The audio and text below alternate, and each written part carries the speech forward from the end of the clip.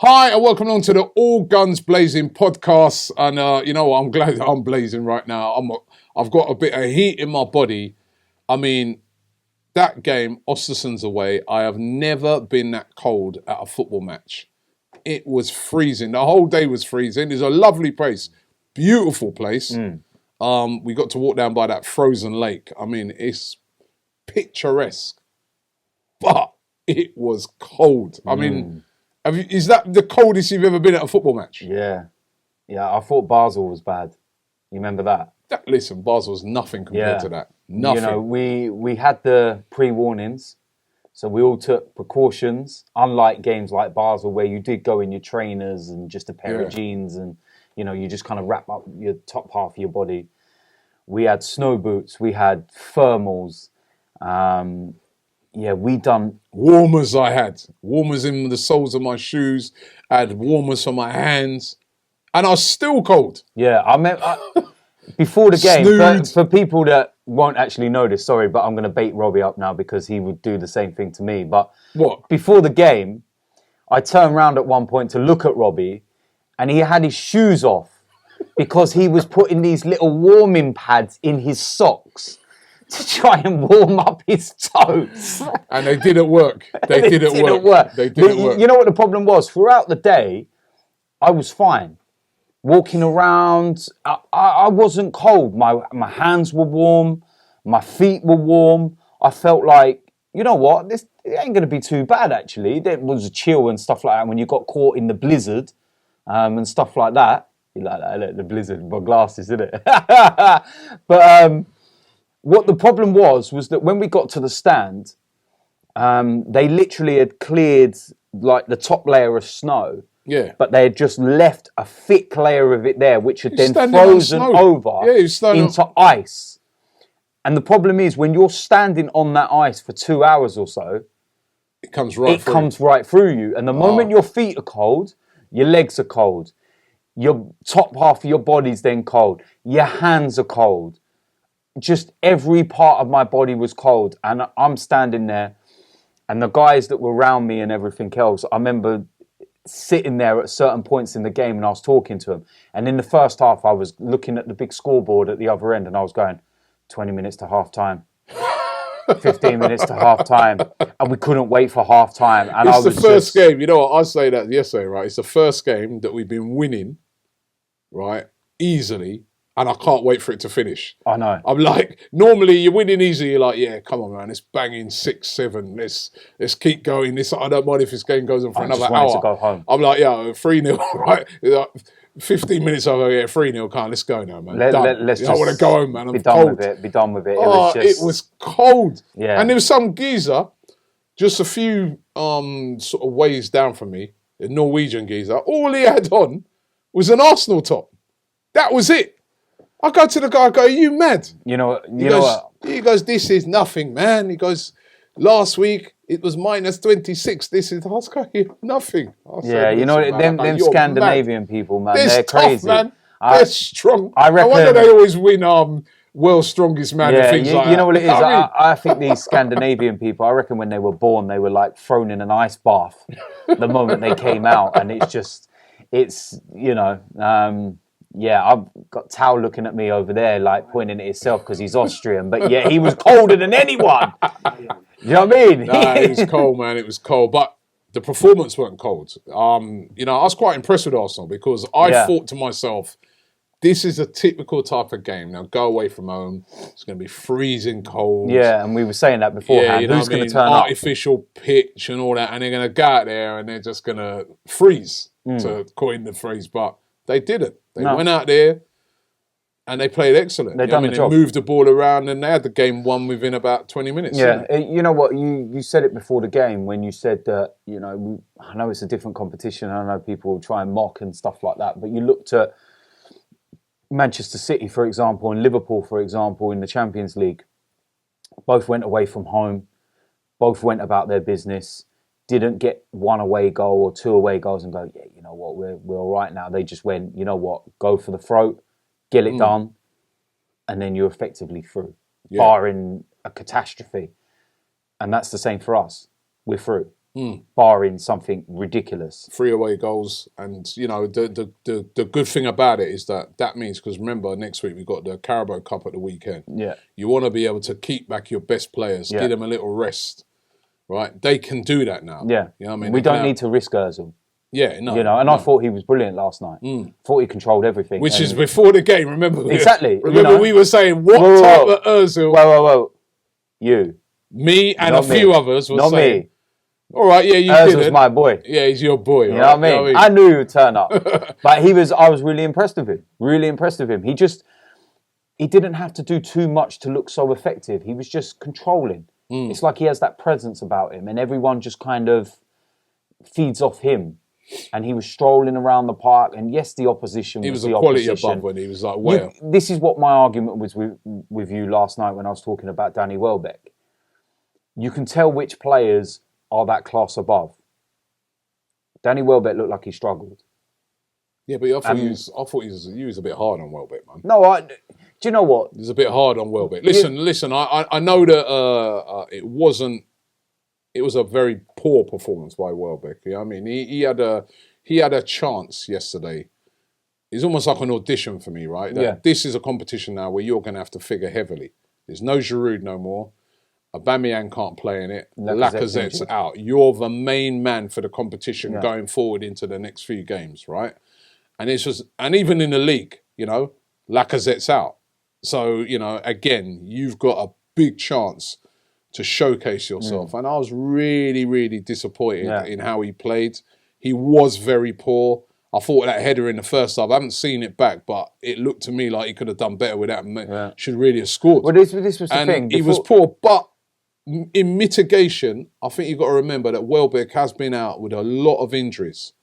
He's trying to get himself back. I saw some comment after the game where he said that, you know, he was almost like he was sort of suggesting that he didn't want to go 100% in because of that surface, the artificial surface. He was a little bit worried. And again, then that starts to play in your head. I haven't seen none of the interviews from after the game. But then he shouldn't have played, mate. Yeah, exactly. You know what I mean?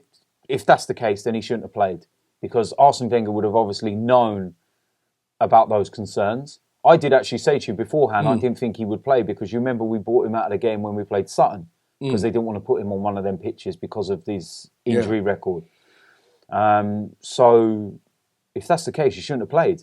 Yeah, but he was. Why poor. not give the likes of Enquiries a chance? It's a massive opportunity. But then if he don't play, somebody like you now be having a go and say, why are we not playing? Not really. What are we playing Enquiries for? We've got Welbeck there. No. Why can't he play on that pitch? Well, you get $100,000 a week. No, not really, because I look at the opposition. I look at the situation. As I said, I told you beforehand, I don't think that he would have played because of what the pitch was. I went on that pitch yesterday, and it was hard. That's why I didn't even ask him if he's been behaving himself, by the way, because I could see that he didn't behave himself. Now, we went down to the ground to get a little tour on it, and we're all upstairs, you know, looking around the ground and that, and then I look down, who's on the pitch? In the goal and all that. Can I just explain something to you? Luckily, I think the only reason you got to get on that pitch without being tackled by the security was the artificial pitch. But can I just say what was you doing on that pitch? I was checking it out, making sure that it was all right for the lads later on in the evening. I wanted to give it my seal of approval, you know. But can I just say something here? Hear me out, right?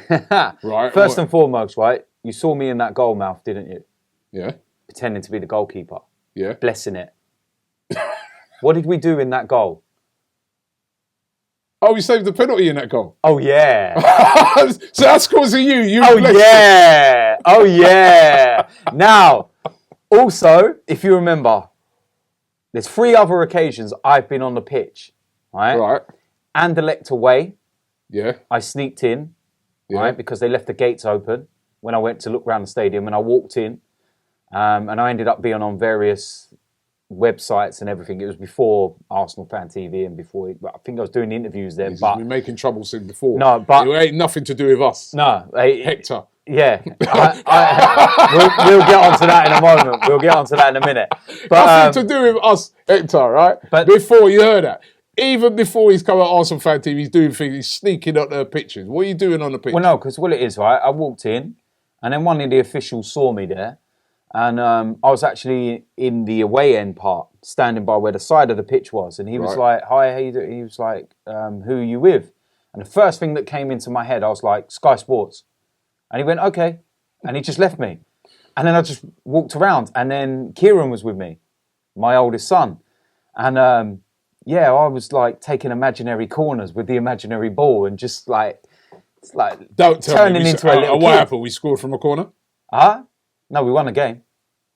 And we at that end, remember the 2 late goals? Kieran Gibbs and Podolski? Right. Yeah? Right.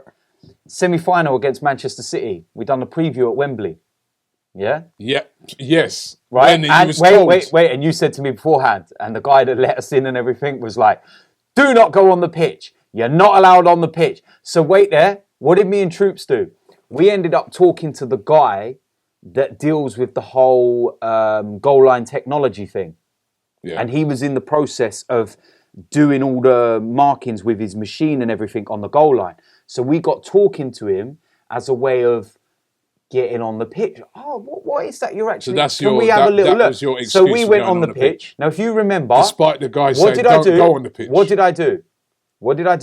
I got on my knees in the 6-yard box and I prayed and I blessed the pitch.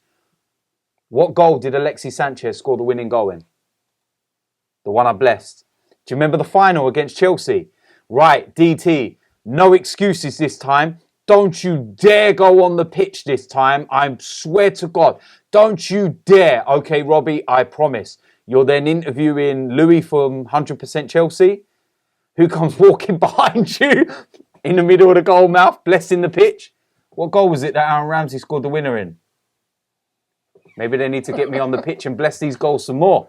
And we might not be losing and we might not be 30 points behind Man City. So basically what you're saying then, next for the Carabao Cup then. Let me on the pitch. Get you on the pitch. Bless it. You bless one of the goals, we'll be all right. We'll be fine. If you don't, we'll lose. How I run. When was the last time we saved a penalty? Flipping out. I tell you, I couldn't believe that we saved a penalty, man. I've just not seen it. Exactly. I think they said, I think I saw... I think it was... 2014. I think it was Chesney that actually saved our last penalty. 2014 was the last time we saved a penalty. There you go, like I said. And we give away enough penalties. And do you know what? They should have had another penalty in that. Yeah. But Staffy, that was a penalty. Like I said, let's get back to the point. I was bouncing up and down on that touchline, doing my goalkeeping thing. Blessed it. So, David Espina needs to, have a little word with me. We can have a little talk. Maybe Petr Cech needs to contact me and he might actually dive the right way. But I better be careful with my criticism. Don't want to be called not a real fan or anything, But listen, it was a good win and should be enough to get us through. Yeah. And it's a competition that we can win it. Although, I was looking in that competition yesterday. The results last night. There's some good teams. You know what? Like before, like a lot of fans I was talking to, they're like, yeah. Basically, if we can get past Atletico Madrid and Napoli, actually, hold on. There's a lot of good teams left in this competition. But Napoli are 3-1 down after the first leg at home. Yeah, that's true. They could go. Borussia Dortmund, they won 3-2, but they've conceded 2 away goals at home. So that's still in the decent balance. Teams in there like Atletico Madrid were very convincing. Yeah, Lyon, Atletico Madrid, Lyon. I think, ironically, I think Lyon are the most dangerous because the final's at Lyon. Yeah. So it gives them that little something to go for. I just... There's a lot of good teams left in it. But You know what? I'm a romantic in the sense of like, I kind of got this whole, I know it didn't work with the Champions League final, but it was very much Paris, Henry, Wenger. It was written, but someone obviously lost the script. But I look at Lyon, the final, and part of me just thinks Lyon versus Arsenal final, Lacazette winner. After the last couple of months, month or so he's had, and some of the abuse he's faced from, I won't even call them Arsenal fans. There's criticism, and then there's going over the line. Don't get me wrong. I've said before in certain things, and when I'm doing my vlogs or something and a player's just missed a one-on-one or something like that, and I can be like, you useless prick or something like, it's natural. It happens. It's, you're frustrated. But death threats, nah. Sorry. Lacazette, well, let's touch on Lacazette because Lacazette has been getting a lot of criticism. Yeah. We learn now that he's out for 4 to 6 weeks, which might explain why he's had that dip in form. He's obviously had a problem. That's because he started off the season so sharp. Yeah. Looked so good. Yeah. And then he's had that dip. And then, the manager's been taking him off, and that maybe the manager was not at fault. A lot of fans were having a go at the manager. Maybe he was not at fault when he was withdrawing him in a lot of games because he saw that he didn't have that intensity, maybe that what he should have had. What I say, and now he's out for 6 weeks. And of course, in the game last week against Tottenham, we hadn't really played great, but he's through on that one-on-one. Big chance. Everybody thought it had gone in. And I was jumping up, man. I thought that was in. Now I did a video on it because there was a lot of people after the game having a go at him and stuff like that, which I didn't agree with. And as we said, and we'll get onto that, but everybody's entitled to their opinion. But I think some people I'm like, come on, this guy, give him a chance. He's only just come to the club this season. That one-on-one, whilst I think a guy of his quality should score it, I can also see how players can miss that. It's not an easy one-on-one. You've got a player running in right on the side of you. You've got the keeper rushing out onto you. It's in the last seconds of the games. It's not an easy, straightforward one-on-one as what we all thought when we was there in the game. It wasn't like Alexis versus Newcastle. Yeah, that was an easier chance that Alexis missed in that game. You know what I mean? Which, by the way, he got a lot of stick off United fans for that as well. But, I thought some of the criticism of that moment was over the top from Arsenal fans. I know the disappointment of losing the North London derby. I think the disappointing thing was the overall performance of Arsenal. It was just not good enough for a North London derby. You know what the thing is as well? It's ironic. Is the same people that were criticising Lacazette are now moaning that he's injured. Do you know what I mean? And it's what have you made of Lacazette this season? I've got absolutely no problem with it at all. Until the last few weeks, I actually don't think the injury's been that long. I think it's probably around about 4 to 6 weeks he's had it. There was a game we was playing at home. Can't remember which one it was. And in the first half, I turned around to Kieran and I said to him look at Lacazette. He's wearing knee support on his left knee. And I didn't think nothing of it. And then he came out for the second half and he didn't have it on. And you just don't. But then the last couple of weeks, he's just looked slower. Not been as sharp. It's that quickness of turn. And I'll tell you what else I've noticed. And he's very good at this normally. He's been going offside a lot. And I think the reason why he's been going offside is because he's lost that quickness, that burst. He needs to give himself a yard, that extra yard, because he knows he's got a bit of a problem. So because he's giving himself that extra yard, he's pushing himself too far forward and catching himself offside. Whereas before, he's got his own, trust in his burst and forgetting where he needs to get and getting the opportunity and stuff like that. It's vital that we get this guy back in good nick, right? Because to me, with the Europa League, our only chance of winning it is with a fit Lacazette. Yeah. I don't think we're going to have enough firepower with Danny Welbeck up front to win it, right? So he's got to be back. He's got to be back. Danny Welbeck scored a winning goal in the Europa League final now. Listen, I would love that. I always love to be proved wrong, but I'm just saying that I'd love to be proved wrong. I was looking at it and say, Danny Welbeck is not your clinical striker. We all know that, right? Lacazette is. To win the Europa League, we're going to need back a sharp, fit Lacazette. Maybe that's why they've done this operation now, because they know that there's a little gap of games and stuff like that. Maybe, try and get him back fit for that run-in for the Europa League. Because Europa League's our only way we're going to get in the Champions League this season. Touching on what you said about Danny Welbeck, I've done interviews with you this season and I've turned around and said there was a point this season when his build-up play was so good. He looked powerful. Start of the season, he was good. Scary. But then there just seems to be this thing with Danny Welbeck. But there's this thing with Danny Welbeck where when he gets in front of goal, he just seems to melt.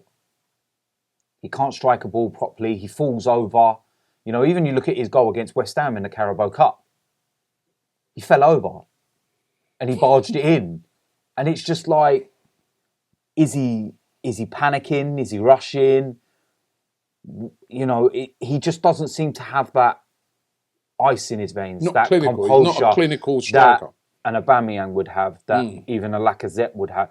You know, Lacazette, listen, someone put a video up of me last week talking about Lacazette when we signed him, and I said, this is the kind of guy that when he gets a chance, bang, it's a goal. He's still going to miss chances. Every striker in the world is going to miss chances. Harry Kane. How many chances did he miss last week? We have to say he's a brilliant player. But how many chances did he miss? He missed the easy chances last week. Exactly. Oh, no, he did bury the big one. Yeah. But, you know... It happens. You know, Lacazette had only remember in the context of the game, he only played about 15, 20 minutes of the game. And I like the fact that it caused problems. Yeah. And it kind of also showed me that Aubameyang and Lacazette can actually do something together. We need a fit Lacazette if we're going to win that Europa League. You know yeah, I mean? we do. I don't think we're going to. But listen, disappointing in the league once again. Our away form is absolutely shocking. But we go marching on in the Europa League. That is going to be our best way in, isn't it? Our home form is right up there with what you would compare with champions. Yeah.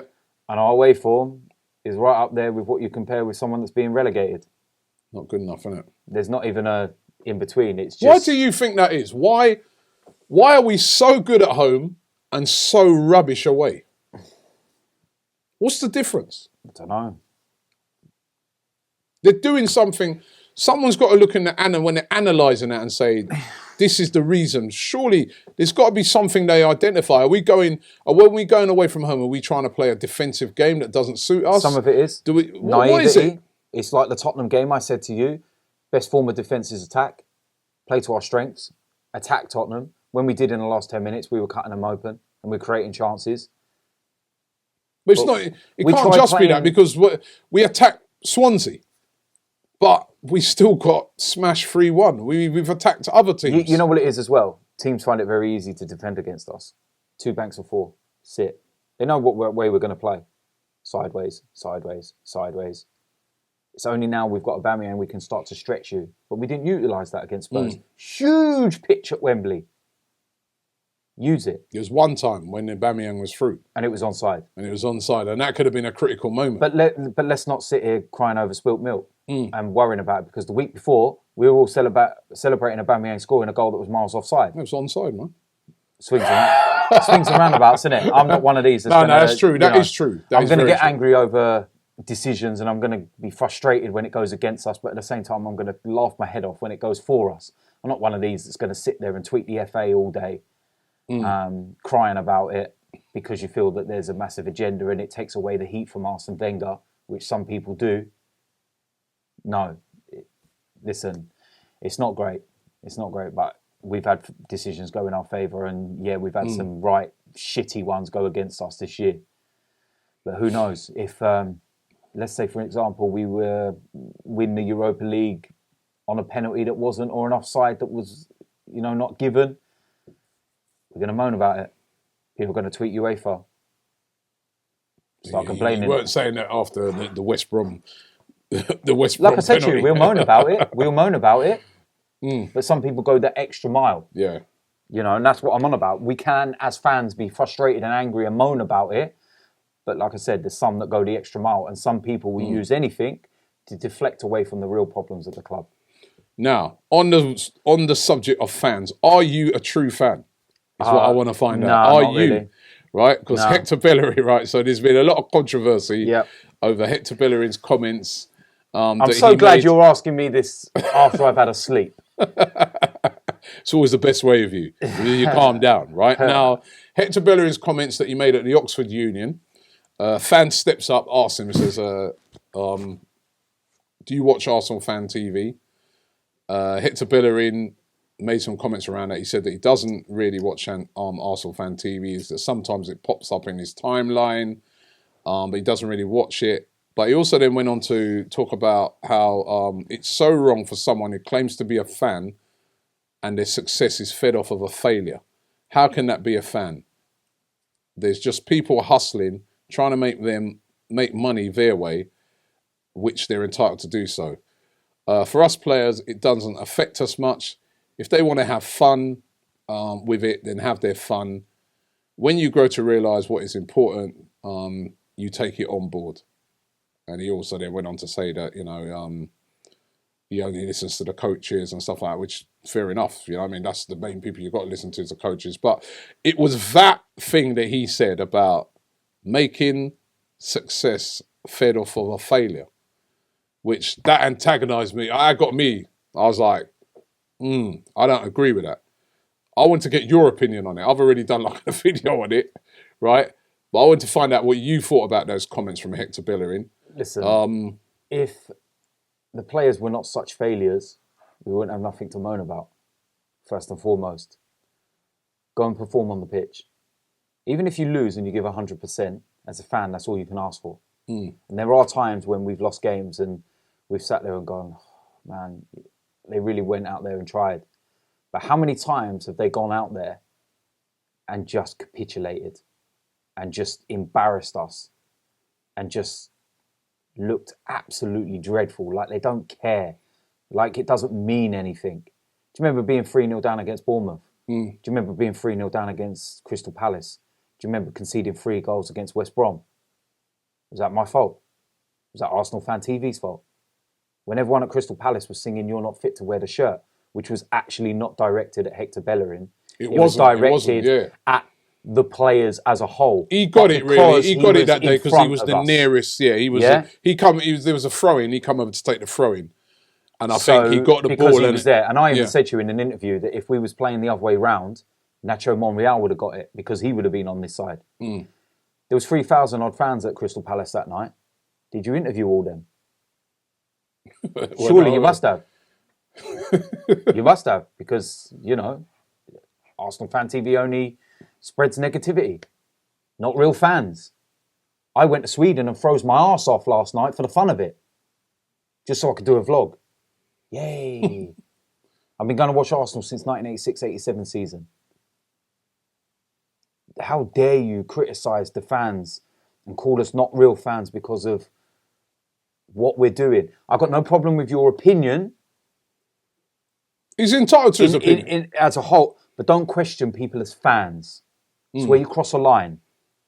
Have your opinion on ArsenalFanTV. If you would have turned around and said, I don't really watch it and, it's not really my cup of tea sort of thing, and, he knew that he would stir a pot by saying what he said. Okay, and I know he's a young lad, and maybe he's not so media trained and everything else, and there's certain things you should say and not say.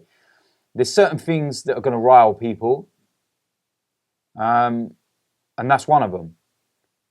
In that interview as well, I might just add, because some people are so lost on this whole ArsenalFanTV thing, Hector made a very good point about racism in football. He also made a very good point about mental health in football. And for that, I salute him. Say, you know what? Yeah, I'd love to be able to talk about that right now and not this. I'd love to be able to just sit here and talk about a 3-0 victory and not this. But he's made those comments. He also made a comment about Alexis Sanchez and his winning mentality and how it became overbearing in the dressing room. Well, I'm sorry. I'm sorry if someone that wants to win a game is really difficult for you to handle. I know what I want as a fan. I want 11 people that have got that winning mentality. Would Hector Bellerin lasted in the dressing room with Patrick Vieira and Tony Adams? Clearly not. Wouldn't have lasted 5 minutes. To sit there, I think that this is what I've got to get very clear to people, right? Now I've had a chance to really listen to it and look at it. And I don't want you to take this in the wrong way. I'm going to explain what I'm trying to say. I think the dig in general is based at ArsenalFanTV and the making the money, which is directly pointed at you because you're the owner of ArsenalFanTV. And the consensus is you want us to lose. I rant, Truth rants, Claudia rant, and your wife will get a new kitchen. You know what I mean? That's the consensus. I can safely say, hand on heart, on everything I have, I've never been paid a penny for a single interview that I've done after a game with ArsenalFanTV. I never ask for my videos to go viral. There's a lot of other people that go on Arsenal Fan TV that sometimes actually talk a lot more sense than me and maybe deliver it in a more calmer manner. Graham, for example, very good in the way that he delivers his argument and everything else. And he's more of a calmer approach. Says very much the same kind of things as me and has the same kind of opinion, but just delivers it in a different manner. I'm not going to change the way that I am, and I'm not going to change the way that I say what I see. If players can't handle some criticism, man the fuck up.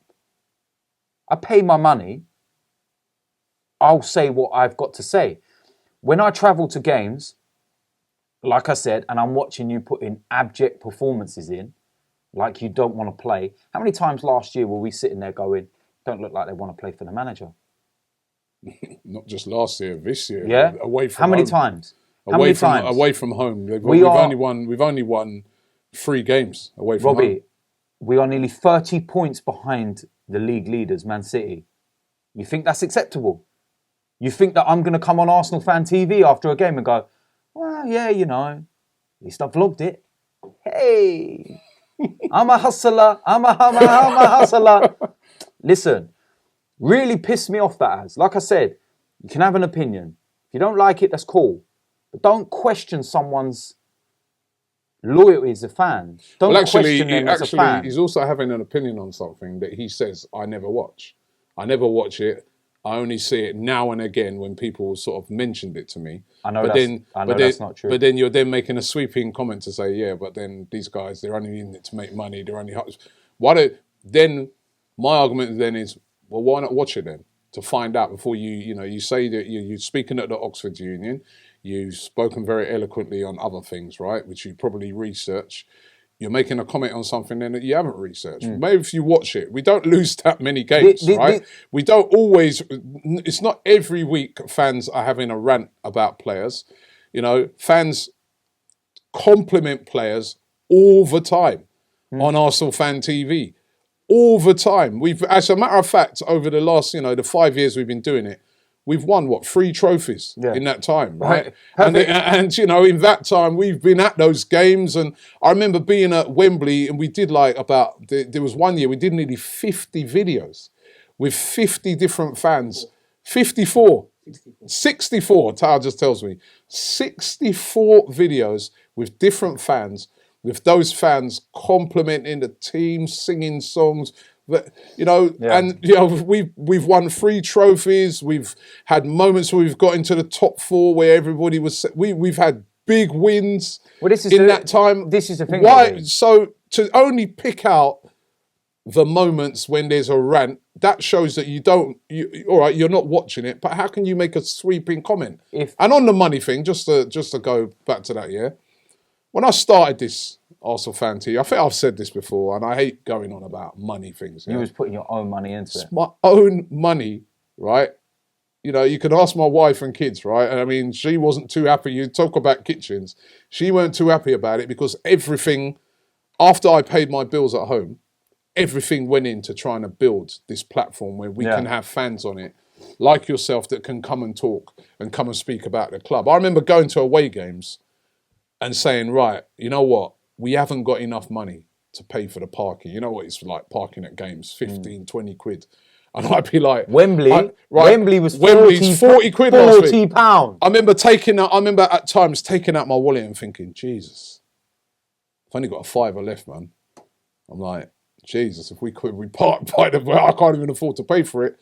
I'll tell you what, we're going to have to just park far from the ground. So we park far from the ground on a free parking. Can I just say something that people might not actually notice? You know when you used to do that? Yeah? Robbie once parked miles away from a ground. What happened? Someone broke into his car, smashed the window, and then took one of the other laptops that you used out of the boot of the car. Stole our equipment. Right? People don't know that. Right? We've had times where I've been to games, right? Where I had to bring a packed lunch because I've got no money, right? I've got no money. Do you know what? I'm like, you know what? You know, you're saying that. I'll bring a packed lunch to the Emirates, but only because the food there's shit. Do you know what I mean? But I'm being serious. Like, I know. I'm like, you know what I mean? Especially like away games, I still go to Tower. You know what? Boy, I don't know about you, bro, but I got no money, man. I'm going to have to bring a packed lunch. I've got, them service stations, you know what they're like, stopping out there. Can't afford that. Can't afford to buy nothing in the ground. Ain't got no money to buy nothing afterwards because all of our money's gone into tickets, petrol, car maintenance. People don't see that. The amount of money, I used to just wear out the tyres on my car, everything. Yeah. All to try and build this thing. We had no loans, we had no donors, nothing, right? All to try and build this thing to where it's got to now, right? So when I hear this money argument, I mean, it goes over my head because I'm a pretty good guy at ignoring things, but when I hear this money argument, especially coming from someone like Hector, that as some people, not me, it wasn't me who said this, but some people in some of the comments I was reading, they're like, actually, even when it fails on the pitch, you still get paid, right? And you're talking about failure. Now, I don't want to go in on Hector because I still support this guy. This is my football club. I'm like you. I've supported this club for over 35 years. I love this club. I want this club to do well. I do not want to see any of our players do badly, but I just think that sometimes,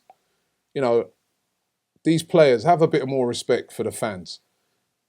You haven't got to agree with what we say. We do allow fans to, like yourself, to have quite candid comments about players, right? You've never heard the likes of some of the fans that you hear on ArsenalFanTV before. Or these fans have always existed. They've always been there. They've been in pubs. They've been they've gone home and rung up their friend and said it. Or they rung up 5 Live, Talk Sport, all these different places. And exactly. But we've given it now a platform when they can say. And the other thing about it is, right, even if ArsenalFanTV shut down tomorrow, someone else will start a new If you go next week and you lose the Carabao Cup and got thrashed by Man City, and like DT says, don't put the effort in, don't play well, right? You're going to get hammered on TalkSport. You're going to get hammered on 5 Live. You're going to get hammered on Twitter. You're going to get hammered on Facebook. Yeah. This is an era where we're in where ordinary fans, not just on the platform of ArsenalFanTV, but ordinary fans have now got a voice. Now, sometimes some fans use that voice in a wrong way. We know that. Sometimes fans have too much abuse. We know that. But fans have got a voice now. So it's time now for some of these people like football players and that to start, instead of trying to ignore it, embrace it. Not embrace all of it. Either embrace it, or if there's some players who can't embrace it, who completely ignore it. But the thing is about it is that it's not going to go away, even if we're gone away. This is an era of social media where fans have their opinions. Every time I look on Twitter, right, there's hundreds and hundreds of fans in my timeline without any prompting from us or anybody else, just talking about the game, who played well. You know what I mean? After the game, I saw fans criticising Bellerin for the tackle that he made that could have led to, if that penalty would have gone in, he would have got a lot of stick for that. Be careful though, because you're not a real fan if you criticise him, right? But the one thing that I will say, right, apparently I only criticise players. Yeah, I've sat here and had arguments with you because I've done nothing but stick up for the likes of Mesut Ozil, Granit Xhaka. Yeah. Right? So it's nothing like that. If I genuinely look at a player and I think, you know what, they are trying, they might not be playing right at the moment, or there's something but I see something. There's an effort.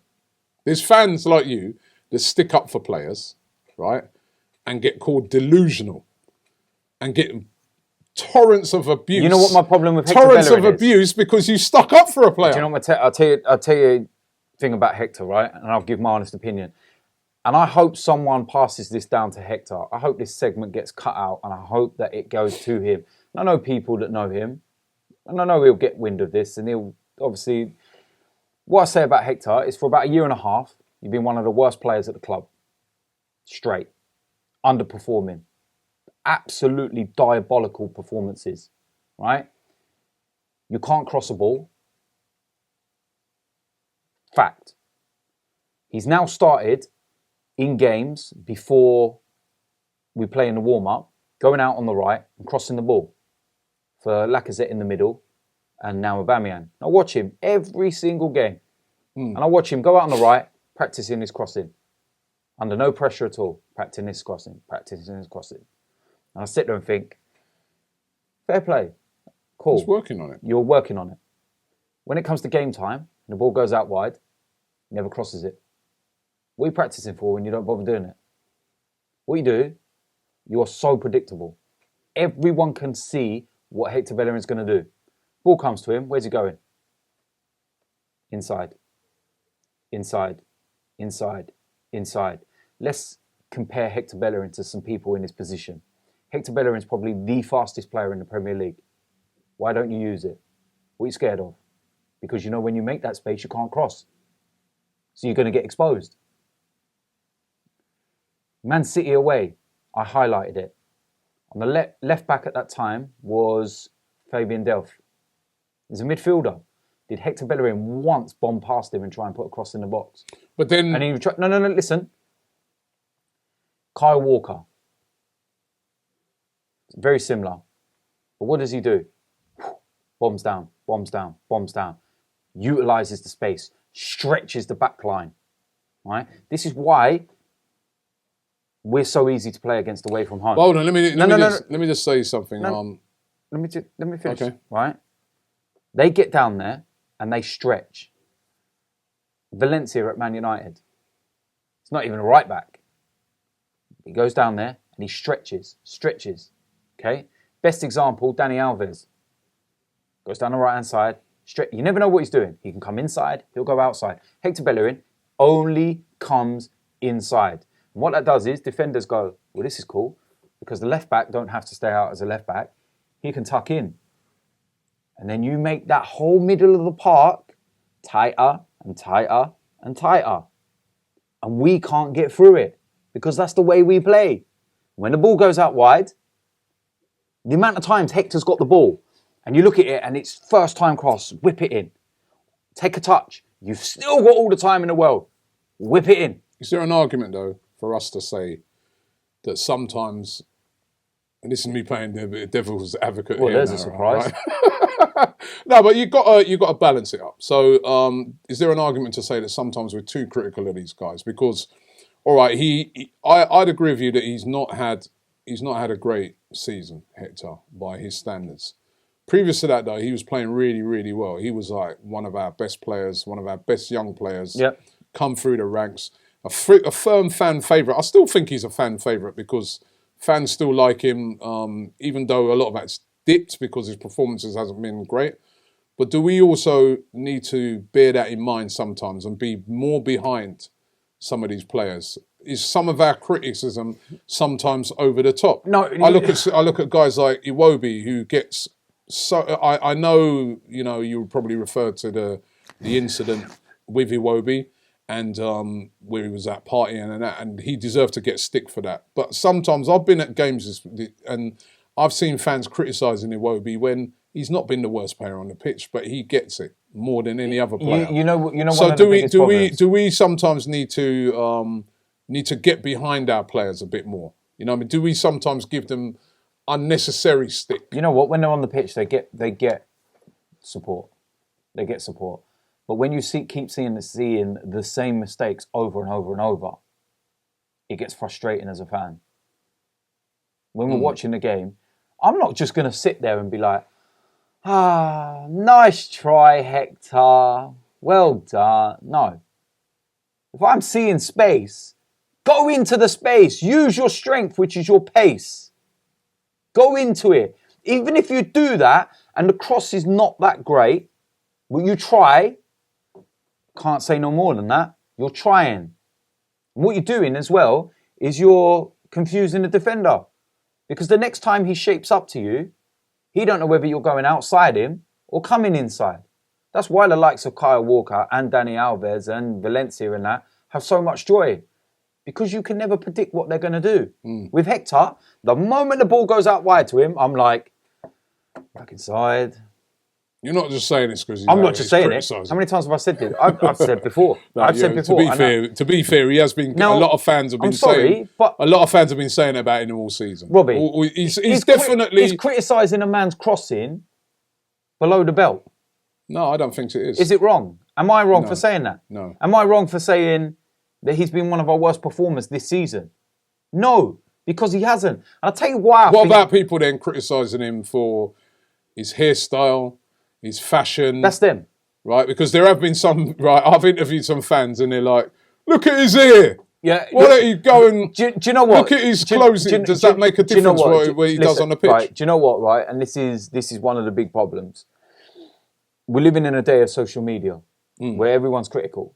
Okay, that's fact, right? If you don't want to face criticism as a player, don't have social media, first and foremost. Don't go on it all the time. Okay? If Hector was playing blind in performances and being like he was when he first burst on the scene, for example, everyone would be complimenting his hair. I'd be asking him what shampoo he uses. Yeah? Wouldn't care. I wouldn't care what clothes he wears. I don't care if he wants to go at fashion shows wearing pajamas. I don't care. Because you're producing on the pitch. That's what I care about. I care about what you're producing on the pitch for my club. I pay a lot of money to watch this, and no, we've got no divine right to expect wins every week or all this kind of stuff. But what I do expect is for you to go out there and perform. And when you're not performing, not just once, okay, you've got to remember this. This ain't like Hector's had 4 games, played 5 games, and he's played 4 great games and 1 bad, and everyone's on his back. Hector will play 5 games, and 4 of them will be shit. And 1 he'll be... I can't actually remember the last time he put a performance in where I've gone, man of the match day, superb, brilliant. Scored a couple of good goals this season. What was that? There was the... against Chelsea, wasn't it? That was a goal. Let me give Hector a prime example, yeah, of who to look up to. Nacho Monreal. Opposite side to you. Go and look at him as a role model. I remember a year or so ago, or even... I tell you, even at times, you remember when Monreal got put centre-back and he was gotten criticism? Remember the game we played at Swansea a few years ago and he got out-jumped by Gomez and stuff, and he was getting criticism and everything else because it was like, he ain't a centre-back. Why is he playing there? What's he done? Do you see Nacho Monreal on social media all the time? No. Don't see him on there. Puts the odd tweets out, everything else, does what he has to do. He goes about his business. I think you make a great point because I remember Nacho Monreal used to be Iwobi in that he was the scapegoat guy. I remember he used to get so much grief after games, right? And I remember a lot of times I used to be saying to fans, I used to be going, Nacho, I feel a bit sorry for him. He's not a centre-half. Yeah. He's being asked to play centre-half. He's been asked to play on the right. He's been asked to play all these different positions. Yeah. He's not being played in his natural position. Give him a chance. But he's rubbish. He's not good in it. This season and last season, he has won over the fans. Not only that he scores so many goals recently, but it's got nothing to do with that.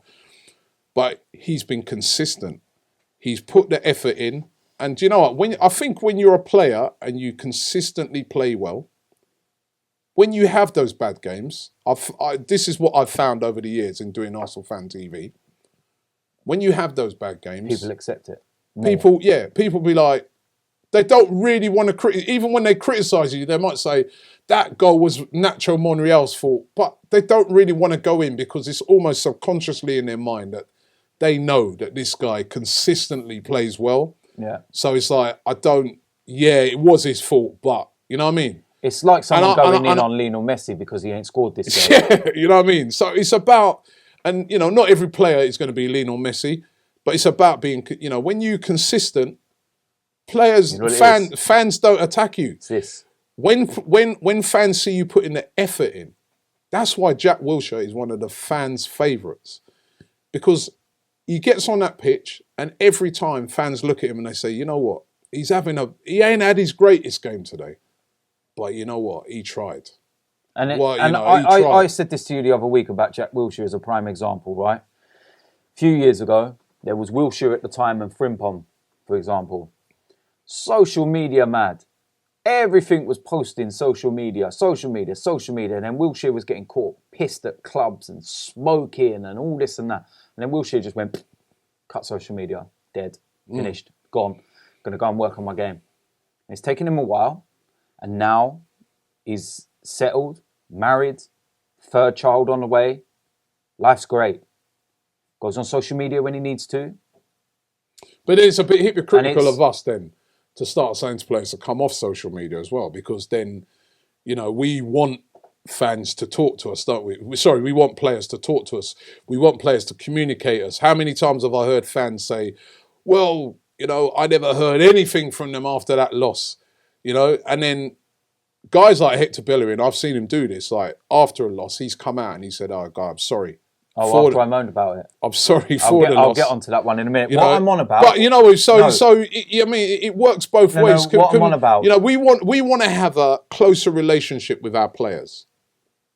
But then are we telling them to get off social media as well? We can't have it both ways. First and foremost, half of the players don't run their Twitter accounts. Right? So you're not interacting with a player anyway. You're interacting with one of their aides. As simple as that. I know the likes of Iwobi don't run his Twitter account. Told me himself when I met him. So who are you tweeting?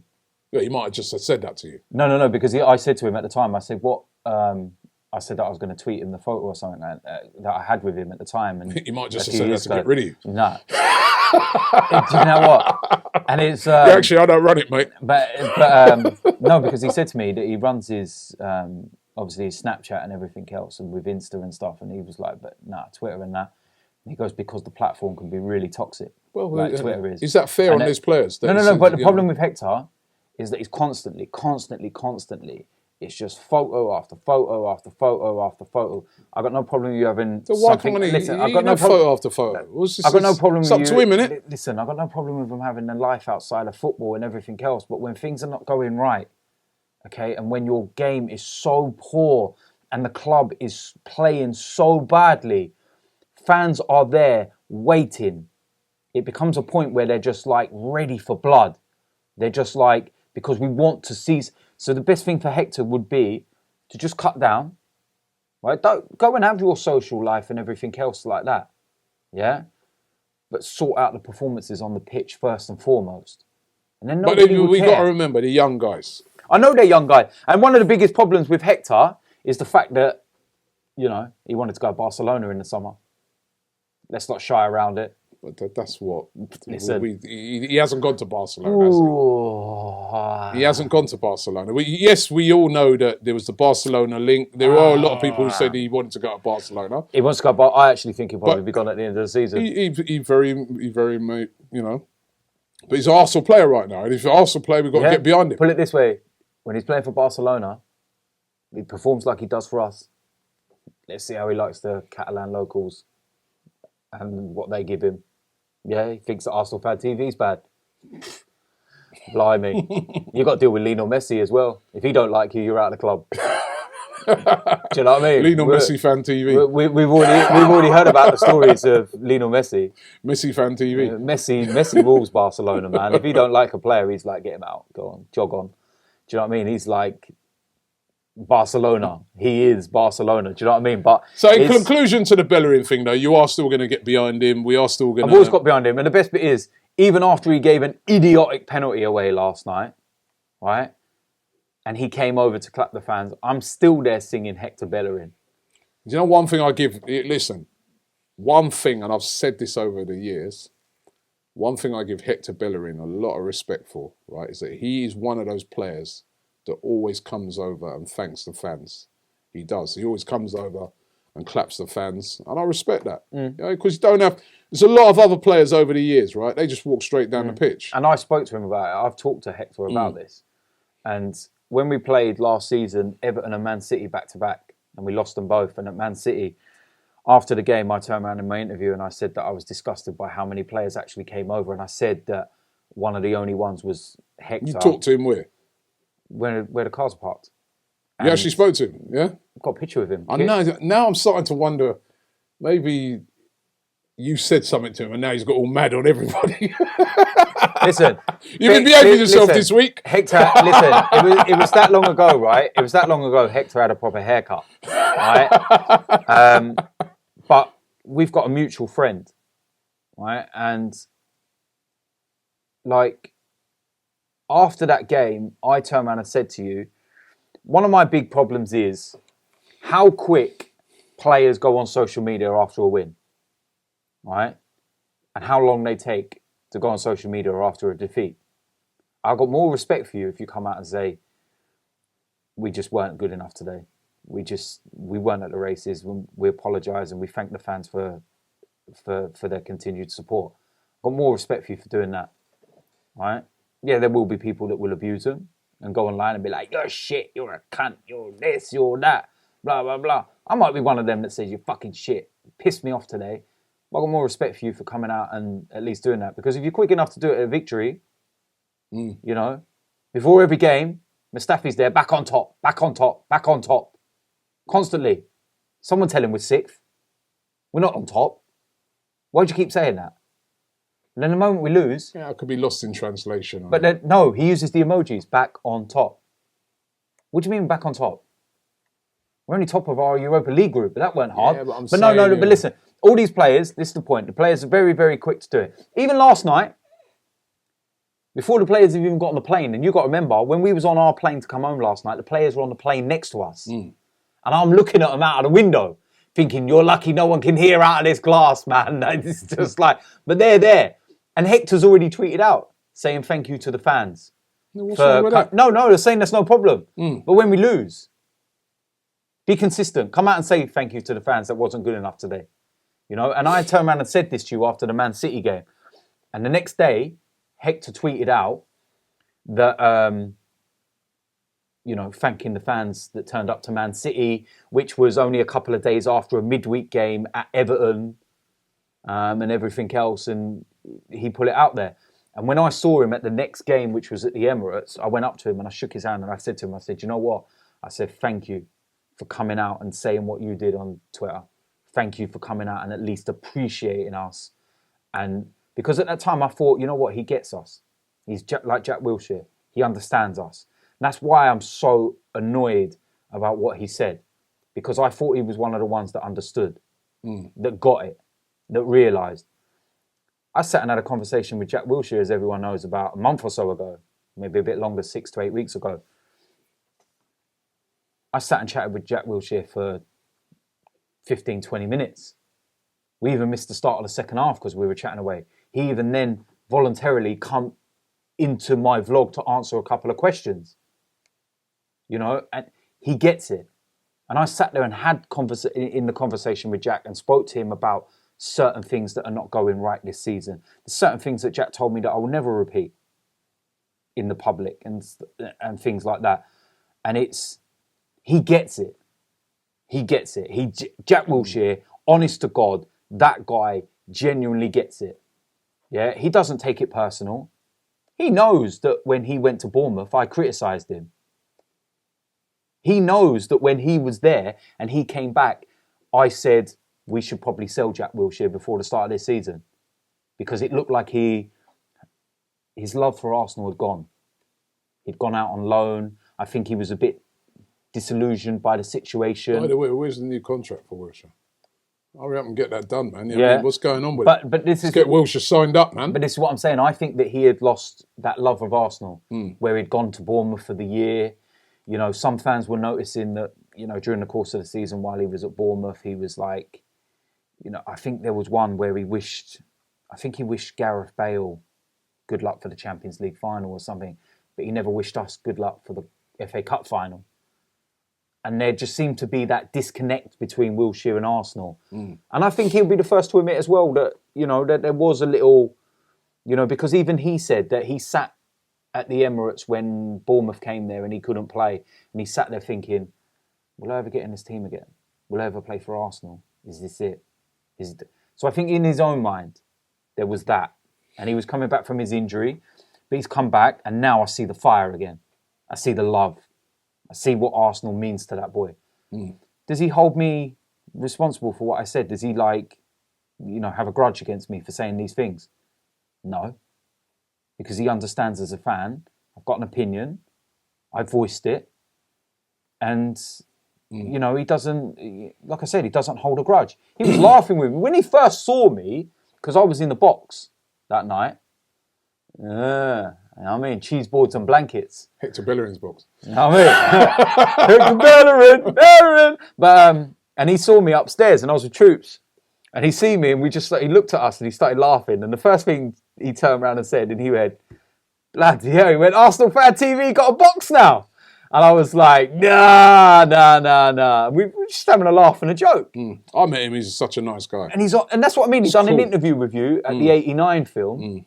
Only... Hector, listen, as we come to a conclusion of the show, Hector, come on the show, man. Oh, no. Is it going to be another Gary Neville? Right, I'll get you to sit right there next to him, yeah? Right? Okay, you can bring your bodyguard. If he says anything bad about you or lays a glove on you, your bodyguard can sort him out. You know what? We sit Hector right there. Yeah? You know what? That'd be nice, isn't it? Come on. I actually don't think the club would allow Hector to come on. I actually don't think Club, let Hector come on, man. Let Hector sit down here. Maybe if he leaves the club, then he might come on and stuff No, like that. No, leave the club. We don't want him to leave. Like I've said, right? I don't want Hector to leave the club. I want Hector to get his full form back. He's had good moments this season, as well as indifferent. I want him to get his form back, right? And I want him to come here, sit down here on this podcast and just have a chat about what he feels. I think that because we're not against Hector Bellerin. I would love Hector him Bellerin. to get Hector full Bellerin is our right back, man. Hector Bellerin, we're behind Hector Bellerin. Yeah, we'd like to get an understanding of what we do, mate. You know, listen. I would like him to get an understanding of what it feels like from a fan's perspective, really. In everything in life, man. Sometimes when you don't understand something fully, I don't think this is what he realises. Maybe we don't understand. Well, fully what it feels like for some of these players. Yeah, maybe we don't. Maybe that would be a good thing. Yeah, maybe that would be a lesson that we could learn here. Because I'm always open to listening and learning lessons as well. So maybe we don't understand fully the impact some of the things that we say. You've got to remember, right? I've been quite relaxed this season in my interviews. Anyway, no. Apart from the Liverpool game at the start of the season when I was justifiably going mad, right? How many times have you seen me after an interview, after a game where we've lost, and you think, oh shit, DT's going to go in today? Last night when you was having a go at Welbeck. I wasn't going in. I was very, very calm and I gave my opinion as to why. And this is what I'm trying to, like we said, and this is what I want. Listen, I'm only joking. It's your opinion. I want Hector to understand that. I want him to understand that I would love him to be Dani Alves. Yeah, I would love Hector Bellerin to be like he was when he first came onto the scene. But at the end of the day, you are performing as one of the worst players at the club right now. Your form has been drastically poor for over a year. You can't cross a ball. I'm not going to go and pussyfoot around that. I'm going to tell you the truth. I was hoping that maybe we could get him on the show now. You've just gone and blown it all. So well, no, because I'll tell you what, right? I'll tell you what. Listen, I might be getting on a bit now, right? And I might not actually Don't tell me you can get a cross in. Don't tell me you can play. Maybe... Listen. The one thing that I lack is fitness because I definitely won't be able to run up and down a field. But if you stick a ball in front of me, I'll certainly be able to cross it. Yeah, in a game with like loads of fans around you, you might find it a little bit more difficult than you think. Fuck it. They can call me whatever they like, man. They already do. You know what I mean? Exactly. Do you know what I mean? Listen, thanks for watching the show today. Contrary to what anyone thinks, we're 100% behind Hector Bellerin. We want him to be successful on the field. We're 100% behind our players. However, this is a platform in which fans are entitled to have their say. We'll continue to do that and let fans have their say beyond, as long as they're not over the top abusive of players and other fans and stuff like that. They can have their say on ArsenalFanTV. We're proud of that. This is a platform for the fans and we will continue to be so. So Hector, let's hope we can have an understanding on it. If we can't, unfortunately, we're still going to be there after the game's giving our opinions. And I'm still going to criticise you if you play shit. And I'm still going to criticise you if you don't cross the ball properly. But on the flip side of that, if you have a good game, I'm going to praise you. And I'm going to sit there and talk about how good you were. And Arsenal fans get praised, Arsenal players get praised regularly on this show. Don't forget, Leave your comments below. We'd love to hear from you on all of these subjects. Can Arsenal win the Europa League? What are you showing me there? Download the podcast. The links are in the description. He's getting told. He's getting told. Yeah, so download the podcast. Let us know if you'd like to see Hector Bellerin on the show.